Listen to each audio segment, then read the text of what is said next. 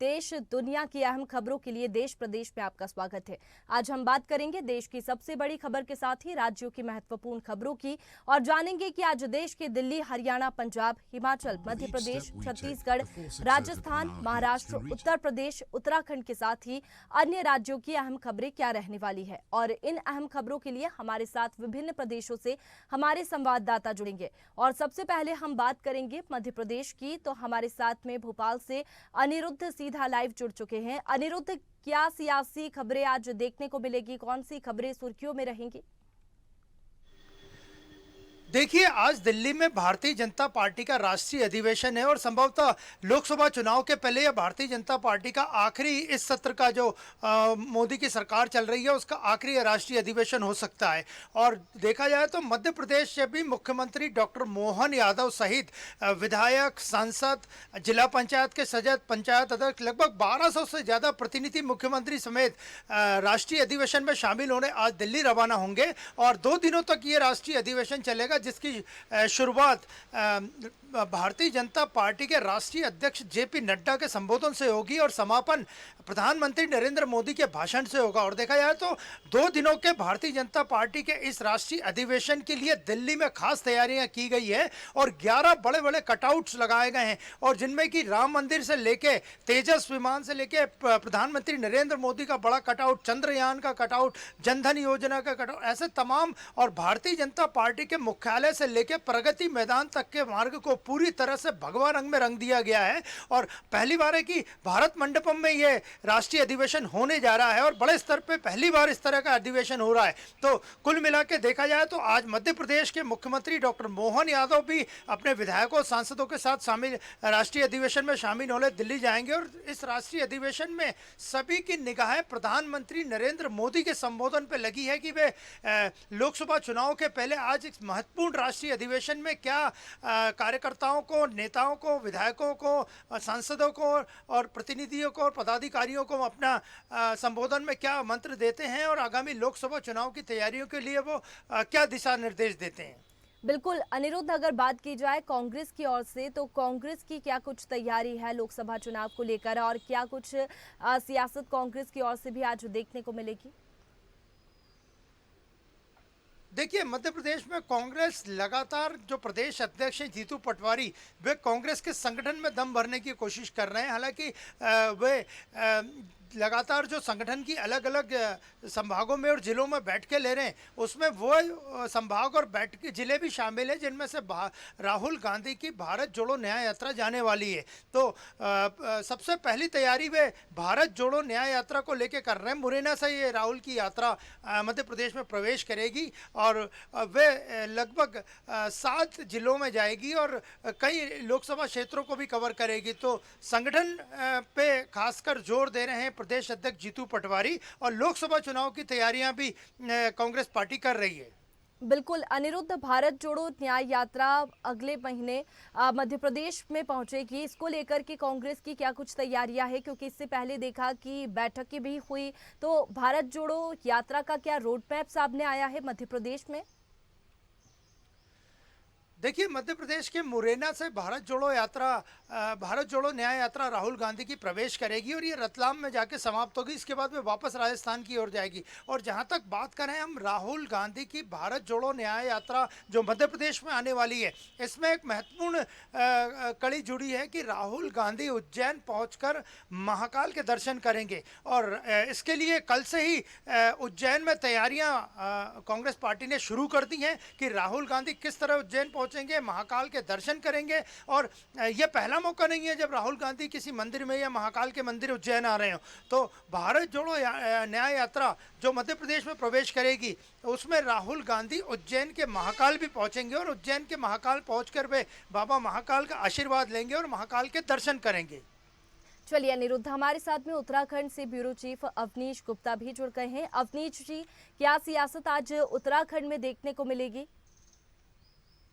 देखिए, यहाँ पर जिस तरीके से राष्ट्रीय अधिवेशन आज जो है वो शुरू होने वाला है 17-18 को, उसको लेके यहाँ पर जिस तरीके से पुष्कर सिंह धामी यहाँ पे कल पहुंच चुके थे दिल्ली और तमाम कैबिनेट मंत्री, सांसद जो इनके जो दायित्वधारी है, तमाम लोग वहां पहुंच गए और जो बात की जा रही है कि 10,000 से ज्यादा जो प्रतिनिधि वहां पे जो है आज का अधिवेशन में सम्मिलित होंगे, उसको अब कांग्रेस यहाँ पे तंज कसती हुई नजर आ रही है। उनका कहना था कि पुष्कर सिंह धामी पहले ये बताएं राज्य के जनता को कि उन्होंने यहाँ पे कौन से विकास किए जिससे कि जनता को सीधा जो है फायदा पहुंचाओ। केवल इनका काम है कि हर हफ्ते यहाँ पर पहुंच जाते हैं चरण वंदना करने और पीठ थपथपाने पहुंच जाते हैं, और कोई काम इनका नहीं है। केवल पहले ये यहाँ पे अधिवेशन से पहले ये जनता को बताएं कि जनता को सीधे सीधे इन्होंने कौन सा फायदा पहुंचाया। चलिए जिस अपनी तरीके से हमारे साथ में राहुल पुजारी भी जुड़े हुए हैं मुंबई से। राहुल, देखें तो कौन सी बड़ी खबरें मुंबई में आज रहेगी, कैसी सियासत आज देखने को मिलेगी? आरक्षण पिछले दिनों काफी सुर्खियों में रही। फिर से ये 2 दिनों से मराठा आरक्षण को लेके चिंगारी फैल गई, पूरे महाराष्ट्र में फैल गई। जिस तरह से इसका नेतृत्व करने वाले मनोज जरांगे पाटिल जो हैं 2 दिन से भूख हड़ताल पे हैं, और भूख हड़ताल पे होने की वजह से उनकी तबीयत काफी खराब हो गई। और इसी आनापाना में क्या नाम है, एकनाथ शिंदे मुख्यमंत्री हैं, 20 तारीख को विशेष विधानसभा सत्र बुलाया है और मराठा आरक्षण को लेके कोई विधेयक पास किया जा सकता है। लेकिन सुप्रीम कोर्ट के हस्तक्षेप के बाद ये बड़ा मुश्किल हो गया कि कैसे ये मराठा आरक्षण को पास करेंगे, किस तरह से देखा जाएगा। और जिस तरह से मराठा के लोग यहाँ पे कल हिंगोली और नांदेड़ में रास्ता जाम किया, पुणे भी रास्ते जाम किया, पूरा हाईवे जाम रहा। और ये मराठा आरक्षण जिस तरह से एकनाथ शिंदे के लिए ना उगल पा रहे हैं ना निगल पा रहे हैं, जिस तरह से ये कहानी हो गई है, इसको देखते हुए अब देखा जाए कि 20 तारीख को होगा क्या। लेकिन पूरा महाराष्ट्र आरक्षण में चल रहा है और जगह जगह रास्ता जाम हो रहे हैं और जगह जगह पूरे हाईवे जाम कर दिए गए हैं। और कल मनोज जरांगे पाटिल जो मराठा आरक्षण के जो नेतृत्व कर रहे हैं, उनकी तबीयत काफी खराब हो जाने के कारण कल सुप्रीम कोर्ट हाई कोर्ट ने आदेश दिया कि उनकी मेडिकल जांच होनी चाहिए। मेडिकल जांच के बाद पता लगा कि उनकी हालत काफी खराब होती जा रही है। अगर मराठा आरक्षण अगर आया तो महाराष्ट्र में बहुत बड़ी क्या नाम है एक चिंगारी फैल सकती है। और दूसरी जो बड़ी खबर जो आ रही है, कल एकनाथ शिंदे कोल्हापुर में महाअधिवेशन किए। शिवसेना बनने के बाद पहली बार एकनाथ शिंदे ने एक बहुत बड़ा अधिवेशन किया, जिसमें बीजेपी के एजेंडा को आगे बढ़ा। अपनी पार्टी का कोई एजेंडा नहीं था उनका, खुद की बीजेपी की पार्टी का एजेंडा 400 के पार सीट का ऐलान किया कि बीजेपी के साथ लड़ेंगे और 400 के पार प्रधानमंत्री नरेंद्र मोदी को जिताएंगे। इस तरह से कल दूसरी बड़ी खबर रही। और तीसरी बड़ी खबर आ रही है मुंबई एयरपोर्ट से आ रही है।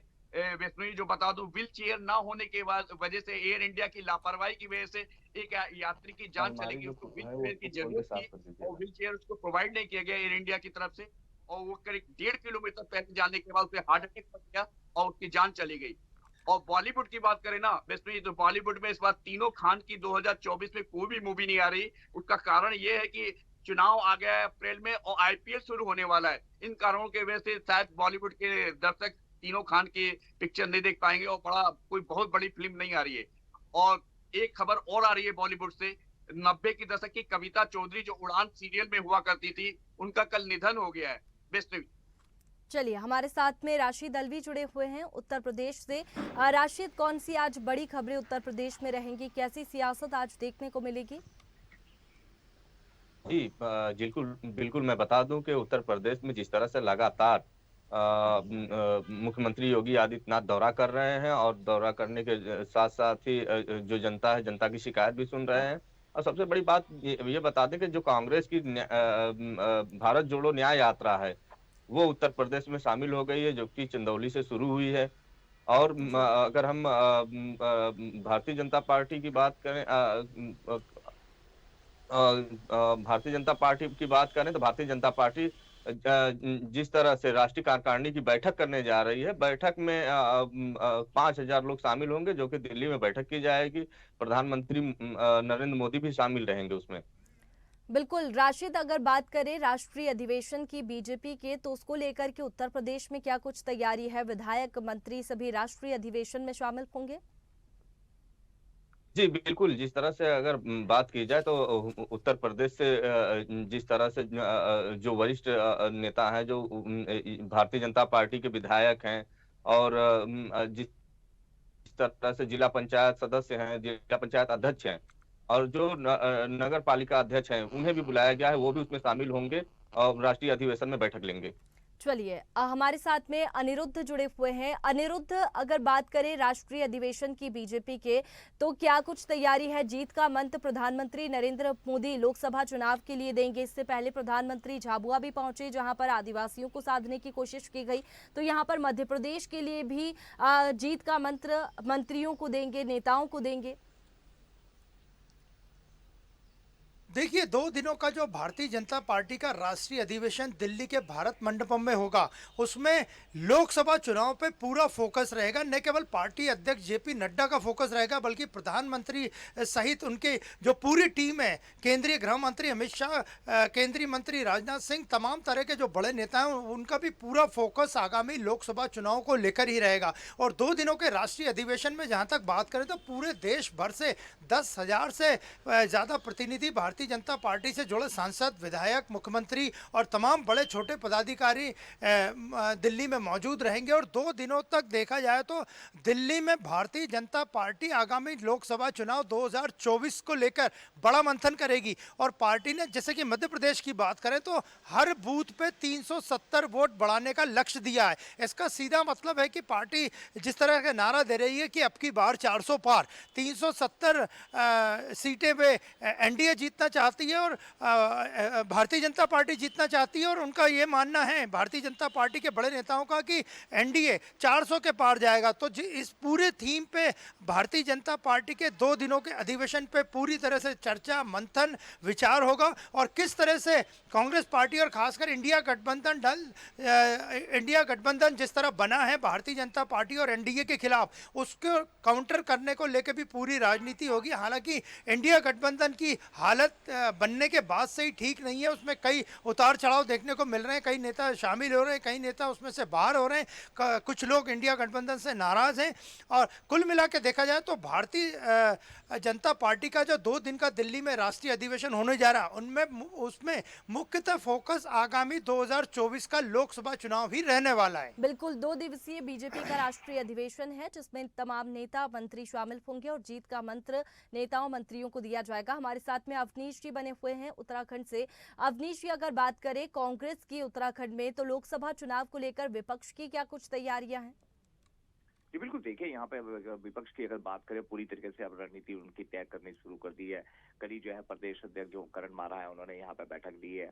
और जो इंडिया अलायंस की बात करें, उन्होंने तमाम जो पार्टियां हैं उनको साधने के लिए बैठकों का दौर शुरू कर दिया। उनका कहना था कि जिस तरीके से यहाँ पे उनकी प्रभारी शैलजा ने आया, शैलजा ने एक यूनिटी की बात करी थी, उसको लेके तमाम जो अब यहाँ पे जो नेता है, जो बूथ स्तर के जो कार्यकर्ता है, उनसे यहाँ पे लगातार बातचीत की जा रही है। और किस तरीके से जो है यहाँ पे जो 5 सीटें जीती जाए, उसके लिए रणनीति तय की जा रही है। डोर टू डोर की बात की जा रही है कि जाके उनकी जो राज्य की विफलता है, जो यहाँ पे भाजपा सरकार की विफलता है, वो यहाँ पे आम जनता को बताए। और सबसे बड़ी जो खबर यहाँ पे निकल के आ रही है, वैष्णवी, जो वनफनपुरा के जो मास्टरमाइंड है, उनकी आज जो है कुर्की की जा रही है, उनकी संपत्ति की। और पूरा भारी पुलिस बल जो है वहाँ पे मौके पे मौजूद है।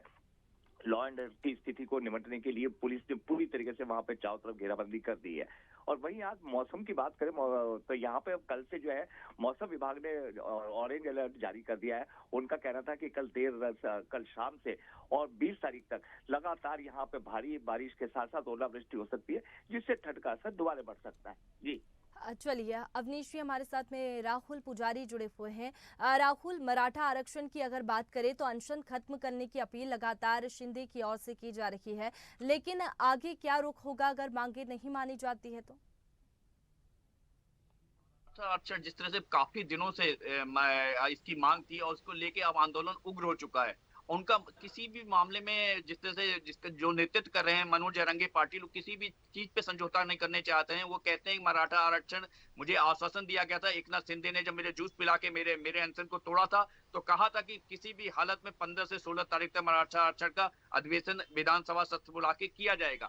और इन्होंने टाइम लगा के अभी भी नहीं बुलाए। इस आनंद पानन में 20 तारीख को बुलाया गया है, लेकिन देखा जाए होता है या नहीं होता है, क्योंकि ओबीसी आरक्षण से मराठा आरक्षण को देना था, तो ओबीसी वाले भी उग्र हो चुके हैं। अगर ओबीसी आरक्षण में से मराठा आरक्षण को दिया जाता है तो उनका कहना है मैं भी सड़कों पे आ जाऊंगा, हमारे आरक्षण में से कोई भी डिवाइडेशन नहीं होना चाहिए। तो इसको लेके जिस तरह से बीजेपी भी और एकनाथ शिंदे की पार्टी की दोनों को एकदम जिस तरह से लोकसभा चुनाव आ चुके हैं उसको देखते हुए उनको ना निकलते पड़ रहा है ना उगलते, मतलब कि करे क्या। जिस तरह सुप्रीम कोर्ट का हस्तक्षेप की आरक्षण नहीं बढ़ाया जा सकता, किसी की कटौती नहीं की जा सकती, उसको लेकर विशेष अधिवेशन में क्या लेके आते हैं वो देखने के लायक है। लेकिन मराठा आरक्षण इस तरह महाराष्ट्र में पूरी तरह से आग की तरह फैल चुका है। अगर इसका समाधान नहीं किया गया तो आने वाले लोकसभा चुनाव में बहुत बड़ा क्षति हो बिल्कुल, सकती ये है। तो देखना होगा कि आगे क्या रुख लेता है मराठा आरक्षण। बहुत शुक्रिया आपका तमाम जानकारी के लिए। अवनीश जी आपका भी बहुत शुक्रिया। राशिद अलवी आपका भी बहुत शुक्रिया तमाम जानकारी के लिए। और अनिरुद्ध आपका भी बहुत शुक्रिया हमारे साथ में जुड़ने के लिए, तमाम जानकारी के लिए। ऐसे ही वीडियोस के लिए लाइक करें, शेयर करें, फॉलो करें। YouTube पर जाकर सब्सक्राइब कर बेल आइकन दबाना ना भूलें और ताजा अपडेट्स के लिए स्वदेशलाइव.com पर जरूर जाएं।